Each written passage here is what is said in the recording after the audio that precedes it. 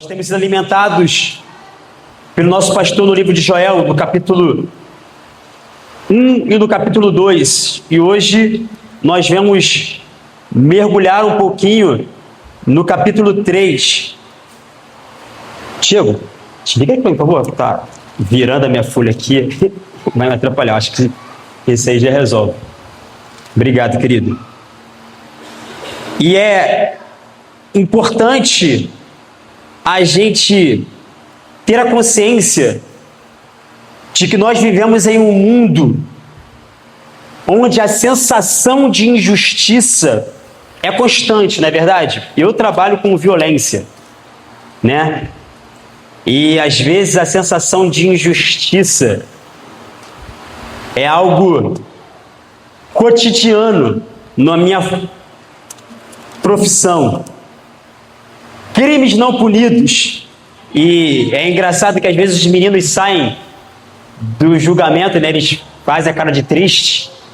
E aí quando eles saem ali, às vezes eles são absolvidos, eu pergunto para eles assim, mas agora, cá entre nós, você cometeu isso? Ele, sim, cometi. Eu falei, um crime não punido, ele saiu impune, né? Violência banalizada, nós temos visto um número crescente do feminicídio, né?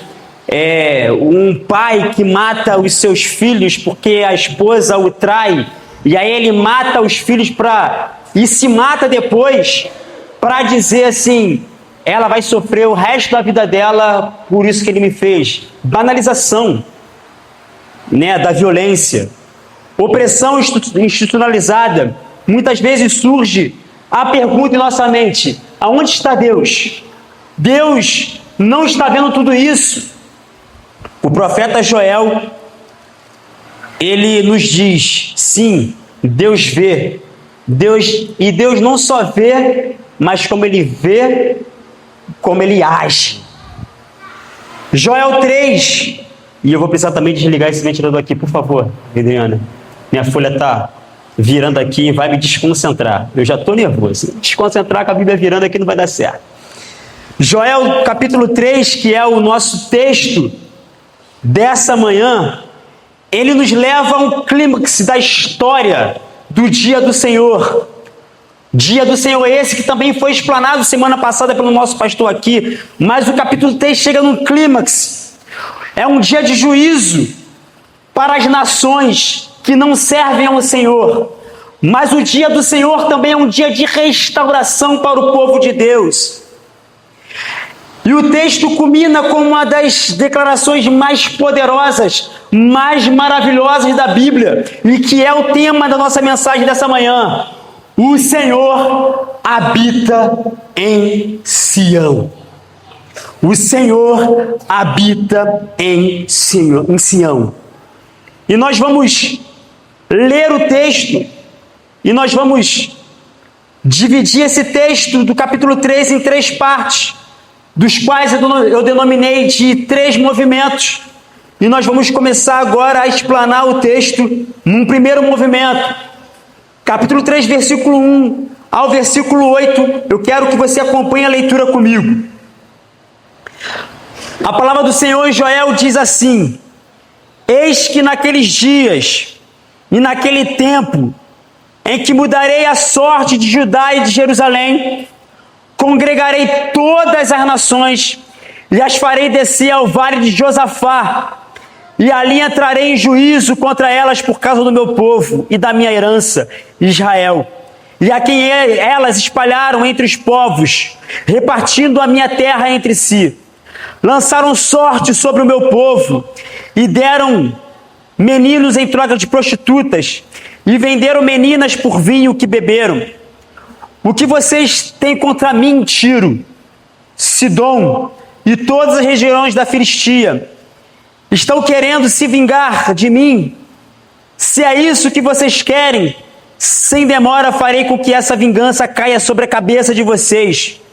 Visto que vocês levaram a minha prata e o meu ouro, e puseram as minhas joias preciosas nos seus templos, e venderam os filhos de Judá e os filhos de Jerusalém aos filhos dos gregos, para afastá-los da sua terra.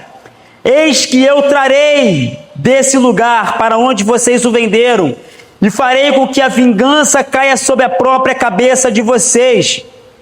Venderei os filhos e as filhas de vocês, e os filhos de Judá, e estes os venderão aos sabeus, que são uma nação distante, porque o Senhor disse. Deus não ignora a injustiça, Ele julga as nações. Logo no versículo 1, quando Joel diz, eis que naqueles dias, ele está fazendo uma referência a capítulo 2, versículo 28, quando há a promessa em onde o Espírito de Deus seria derramado sobre os povos, sobre o povo de Deus, sobre toda a humanidade, e os filhos e as filhas de vocês iriam profetizar. Eis que naqueles dias é esse dia. Joel começa o capítulo 3 numa cena solene. Deus reúne todas as nações para julgamento. O vale de Josafá aqui não é apenas um lugar geográfico, é um lugar teológico, e significa o Senhor julga. O Senhor julga. E existe vários motivos nesse capítulo para que Deus estivesse julgando as nações. Aquelas nações, Tiro e Sidom, haviam espalhado o povo de Deus, haviam dividido a terra, o texto diz isso, haviam mercantilizaram, palavra difícil, mercantilizaram vidas humanas, diz o texto. Aqui vemos algo nesse texto profundo. Deus, ele não age com indiferença em relação à história do seu povo. Deus não ignora o sofrimento do seu povo, mas ele age. O texto nos mostra, o texto que acabamos de ler nos mostra exploração de pessoas, injustiça social, desumanização, violência contra inocentes. Deus leva o pecado a sério, especialmente as injustiças. Em um mundo onde se relativiza tudo, Deus, ele não relativiza. Ele age com justiça, ele pune a injustiça. O sofrimento do povo de Deus não é esquecido. Cada lágrima, cada dor, cada momento de aflição é tratado por Deus. E o texto avança. O texto avança para mostrar que Deus vai julgar essas nações impiedosas. Deus vai julgar. E o julgamento de Deus é algo inevitável. O julgamento de Deus não é só inevitável, ele está iminente, ele vai acontecer, ele está perto para acontecer. O dia do Senhor virá, o dia do Senhor está próximo. E aí, como o texto do Senhor é inevitável, vamos dar sequência ao texto. Capítulo 9, capítulo 3, versículo 9. Deus vai dizer, acompanhe comigo o texto: proclame isto entre as nações, declarem guerra santa e convoque os valentes, que todos os homens de guerra se apresentem e se preparem, transformem as suas lâminas de arado em espadas e as suas foices em lanças, que o fraco diga, eu sou forte. Todos vocês, povos vizinhos, apressem-se e venham depressa, e reúnem-se ali. Faze descer os seus valentes, ó Senhor. Que todas as nações se levantem e sigam para o vale de Josafá, porque ali me assentarei para julgar todas as nações vizinhas. Peguem a foice e comecem a colher, porque a plantação está madura. Venham, pisem as uvas, porque o lagar está cheio. Os seus compartimentos transbordam, porque é grande a maldade dessas nações. Multidões, multidões, no vale da decisão, porque o dia do Senhor está perto no vale da decisão. O sol e a lua se escurecem, e as estrelas deixam de brilhar. O Senhor rugirá de Sião, e de Jerusalém fará ouvir a sua voz. Os céus e a terra tremerão, mas o Senhor será o refúgio do seu povo e a fortaleza dos filhos de Israel. O dia do Senhor é inevitável, querido. O dia do Senhor não só é inevitável, como ele é decisivo para a vida de Israel e para a vida das outras nações. Alguns teólogos vão dizer que há um ponto de ironia nesse versículo 9, porque Deus convoca as nações para a guerra, mas a guerra, Deus convoca o povo para a guerra, mas na verdade o povo está indo para um julgamento. Deus diz: declarem guerra, preparem, proclamem entre as nações, declarem guerra santa e convoquem os valentes, que todos os homens de guerra se preparem, se apresentem e se preparem. Deus convoca o povo para se preparar para uma guerra. Deus convoca as nações não para vencer, mas para serem julgadas por esse próprio Deus. E aqui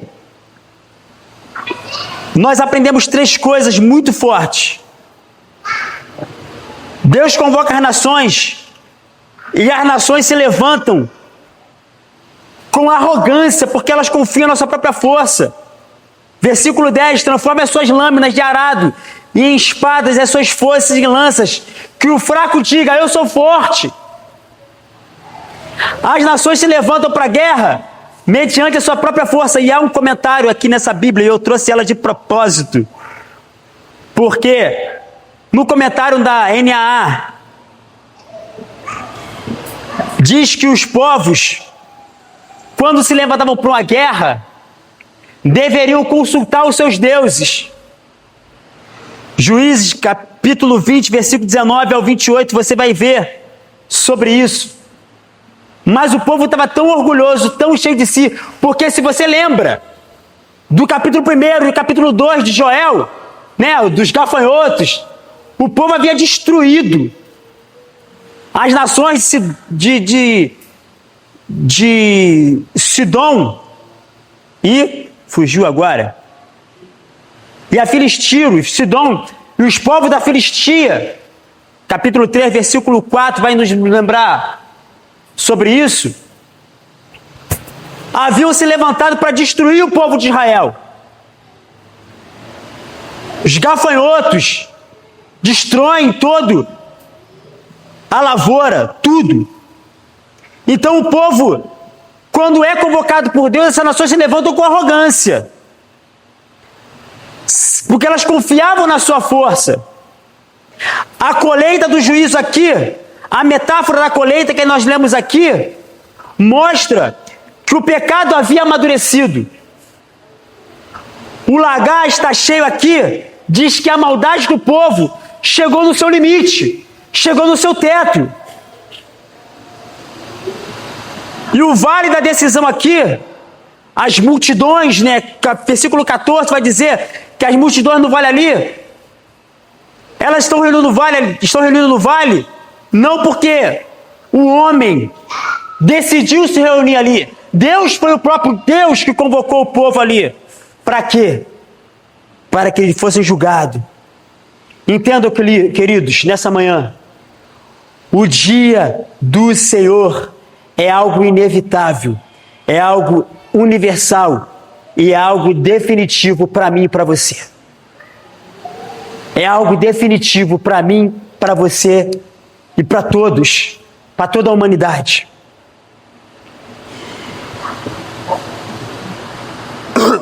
O dia do Senhor não é um evento comum. E nós vamos ver mais à frente sobre isso. Mas o dia do Senhor nada mais é do que a comprovação de que o colapso da ordem criada diante do seu Criador. E no dia do juízo do Senhor, e o texto nos mostra isso, há algo surpreendente e maravilhoso. O Senhor será o refúgio do seu povo. Não existe neutralidade diante do dia do Senhor.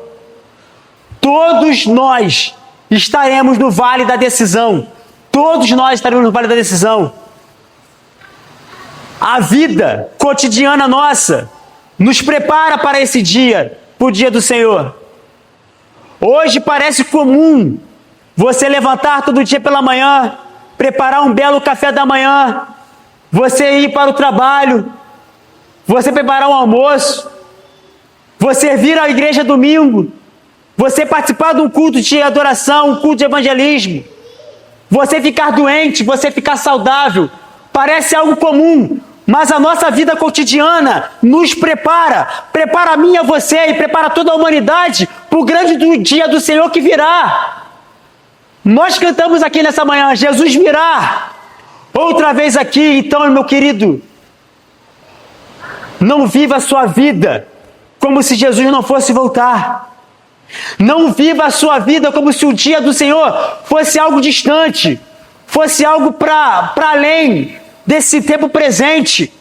Viva a sua vida se preparando para que quando o dia do Senhor chegar, você esteja preparado, você esteja do lado certo.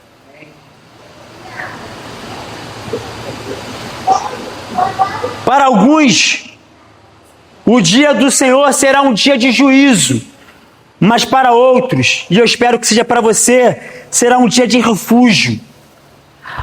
E é importante que a gente entenda que no dia do Senhor, a diferença não está em Deus. Nós servimos a um Deus imutável. Deus não muda. Mas a diferença no dia do Senhor, para nos mostrar se nós estaremos no lado daqueles que serão julgados por Deus e sofrerão o juízo de Deus, e para aqueles que receberão salvação, está em nós, está na resposta que nós temos dado ao Evangelho de Cristo Jesus. Então, nós damos mais um passo no texto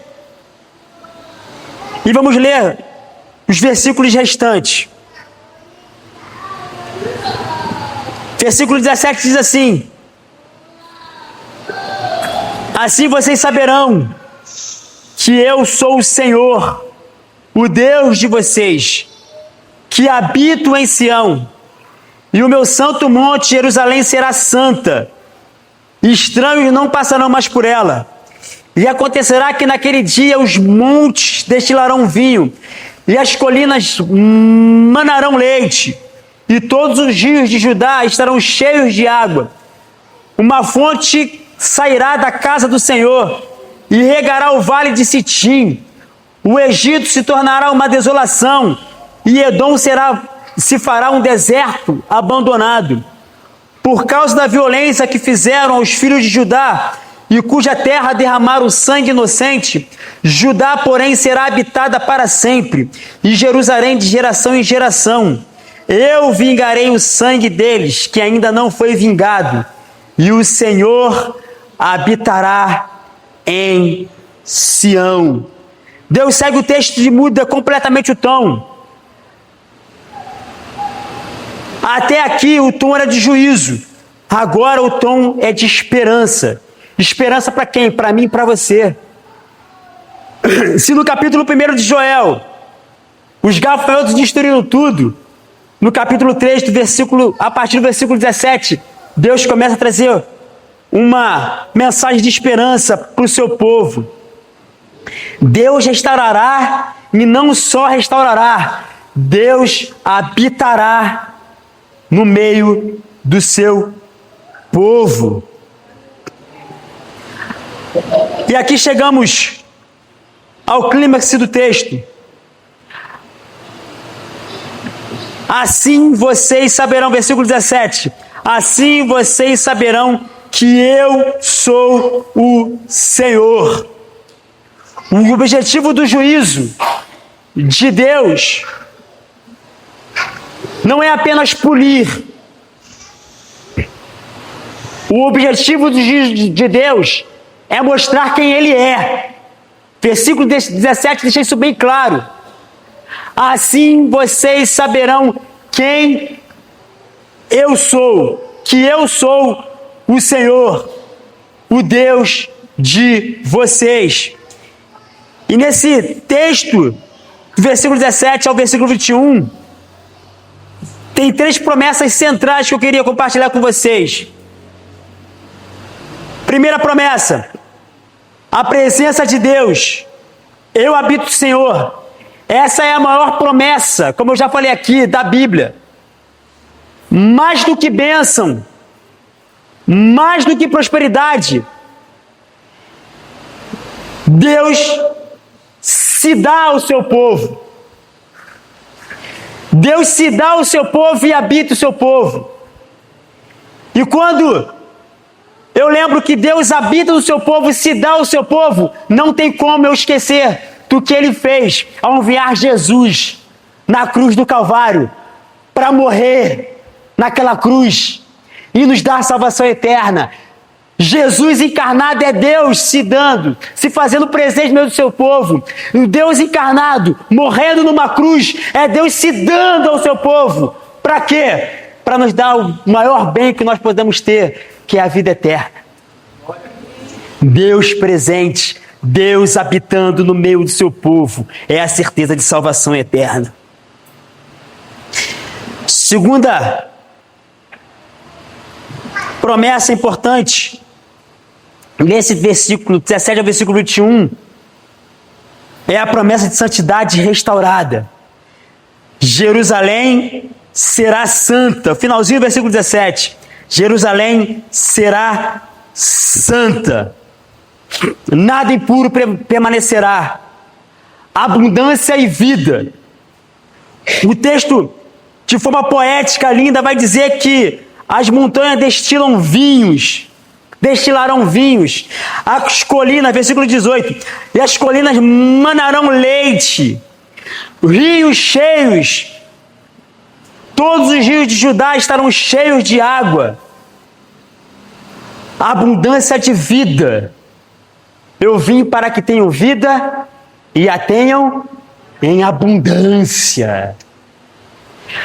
Quando Deus habita no meio do seu povo, Deus restaura o seu povo. É para viver uma vida santa, uma vida plena, uma vida em abundância. Não uma vida medíocre, não uma vida mais ou menos. A linguagem de restauração aqui é uma linguagem de restauração total. E o nosso pastor tem dito que o livro de Joel é um livro escatológico. E não tem como eu não lembrar, quando eu tenho essa ideia do texto de restauração total, não tem como lembrar do Éden, onde o pecado entrou na história da humanidade. Mas quando eu leio Joel 3, versículo 17, 18, até o versículo 21, uma promessa de esperança, de restauração total, é o Éden restaurado. Um novo Éden. Terceira promessa, uma fonte que sai da casa do Senhor. Que fonte é essa? Senão o próprio Jesus. Quem beber da água que Jesus dá, jamais terá o quê? Sede. E aí, quando eu lembro de Cristo, não tem como deixar de lembrar do Espírito Santo, que é a água viva. E quando eu lembro de Cristo, lembro do Espírito, que foi derramado sobre toda a carne, para termos sonhos, para profetizarmos. Não tenho como me remeter a Apocalipse, capítulo 21 e capítulo 22, em especial capítulo 22. Abra para mim, por favor, a sua Bíblia. Em Apocalipse, capítulo 22. Olha que coisa maravilhosa.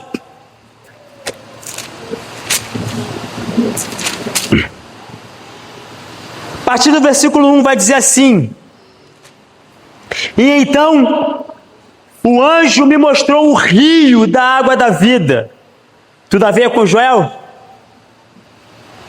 O rio da água da vida, brilhante como cristal, que sai da onde? Do trono de Deus e de quem? E do Cordeiro. Tudo a ver com Joel. No meio da praça da cidade e de outro lado do rio está o quê? A árvore da vida. Eu vim para que tenham vida e vida em abundância, que produz 12 frutos, dando o seu fruto de mês em mês, e as folhas da árvore são para a cura dos povos. Santificação. Nunca mais haverá o quê? Qualquer maldição. Ninguém poderá intentar contra os escolhidos do Senhor. Nela estará o trono de Deus e do Cordeiro. Os seus servos, a igreja do Senhor, o adorarão, o contemplarão a sua face, e na sua testa terá gravado o nome dele. Então já não haverá o quê? Noite. O que diz lá em Joel? E não precisarão de luz, de lamparina e nem da luz do sol, porque o Senhor Deus brilhará sobre eles e reinarão para o quê? Para todo o sempre. Aleluia! O destino final do povo de Deus não é o juízo. O nosso destino final é a comunhão com o nosso Deus, é a comunhão com o nosso Pai. Ele habitará no meio de Sião. A história do povo de Deus não termina com destruição. Não são os gafanhotos que determinam a nossa história. É Cristo Jesus que determina a nossa história. Não são os seus pecados que determinam a sua história. É Deus que determina a sua história. Não são as suas falhas, não são os seus talentos que determinam a sua história. É Cristo que determina a sua história. O Evangelho de Deus nos mostra que a história da igreja não vai terminar em destruição, mas vai terminar em habitação de Deus. E o Evangelho antecipa essa realidade quando nós experimentamos a presença de Cristo Jesus diariamente em nossas vidas. A maior bênção não é o que Deus dá, é Deus em si mesmo. Vou repetir: a maior bênção não é o que Deus dá, é Deus em si mesmo, habitando em nós. O Senhor habitará no meio do seu povo. Joel termina com essa frase maravilhosa, o seu livro, no versículo 21. E o Senhor habitará em Sião. A história da humanidade caminha para esse momento.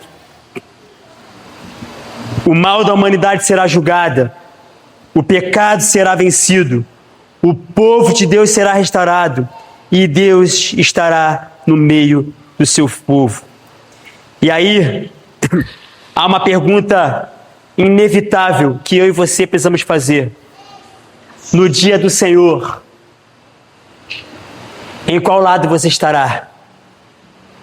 No vale do juízo ou no abrigo da graça de Deus sobre a sua vida? Em qual lado eu e você estaremos? O mesmo Deus que julga é o Deus que salva. E o caminho da salvação é claro, e você já tem aprendido isso domingo após domingo aqui na igreja. O caminho da salvação é claro, é um caminho de arrependimento e fé. E fé não em mim, não em você mesmo, mas fé em Jesus. Fé em Jesus. Portanto, O meu desejo para você nessa manhã é que você abandone o seu pecado, o pecado que Deus irá julgar no dia do Senhor. Que você passe a confiar em Cristo, esse Cristo que já sofreu o juízo em seu lugar. Querido, você não precisa, como eu falei na IBD hoje pela manhã, você não precisa mais subir a escadaria de lugar nenhum de joelho. Você não precisa mais colocar o seu joelho no milho porque você cometeu algum erro. Você precisa único e exclusivamente se arrepender e ter fé naquilo que Jesus já fez na cruz. O juízo que deveria cair sobre a sua vida já foi pago por Jesus na cruz. O mundo caminha para um grande encontro com Deus. E para os que estão em Cristo, esse dia não precisa ser um dia de medo, mas de esperança, como Joel nos apresenta. Porque no fim, não estaremos diante de um juiz distante, mas estaremos habitando com um Deus presente. O Emanuel, o Deus conosco, o Deus presente. Jesus foi bem claro: eis que estarei convosco todos os dias. Não é qualquer dia, não é alguns dias, é todos os dias, até a consumação dos séculos. Que Deus nos abençoe.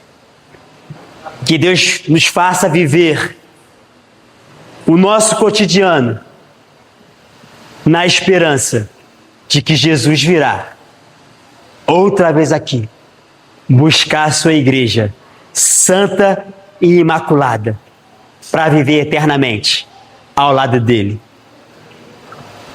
Amém? Amém. Que Deus nos abençoe. Obrigado, pastor.